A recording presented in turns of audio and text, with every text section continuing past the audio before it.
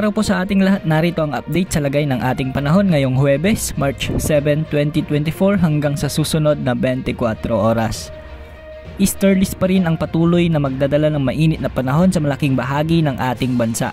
Ito pa rin ang magdadala ngayon ng mga isolated rains lalo na sa silangang bahagi ng ating bansa sa Luzon, Visayas at Mindanao. Sa Metro Manila at natitirang bahagi ng ating bansa ay mababa ang tsansa ng mga pag-ulan ngayong umaga hanggang tanghali, ngunit asahan ng mga isolated rains mamayang hapon o gabi. Sa kasalukuyan malinis ang kalangitan sa paligid ng ating area of responsibility at wala tayong namomonitor na anumang sama ng panahon gaya ng LPA o bagyo hanggang sa susunod na 3 hanggang 5 araw. Ngayong araw asahan ang maliwalas na panahon sa malaking bahagi ng Luzon lalo na sa umaga hanggang tanghali, pero pagsapit ng gabi ay asahan ang bahagyang paglamig ng panahon sa may Northern Luzon dahil sa muling pag-ihip ng Northeast Monsoon o hanging amihan. Samantala sa bahagi ng Bicol Region ay mataas ang tsansa ng pag-ulan pagsapit ng hapon o gabi dahil sa easterlies. Sa Metro Manila naman asahan ang maaraw at mainit na panahon ngayong araw lalo na pagsapit ng tanghali hanggang alas 3 ng hapon at mababa naman ang tsansa ng mga pag-ulan buong araw ngayon.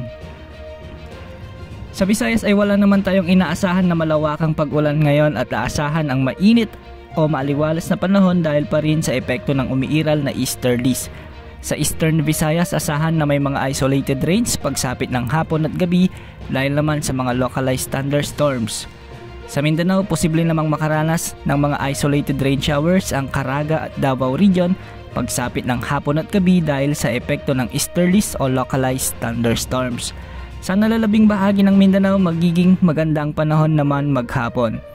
Samantala patuloy ang pagtaas ng temperatura sa maraming lugar sa bansa at asahan na tataas pa ito sa mga susunod na linggo at posibleng umabot na sa 40 degrees Celsius ang heat index sa maraming lugar sa bansa, kaya mag-ingat po tayo sa banta ng nakamamatay na heat stroke at heat stress.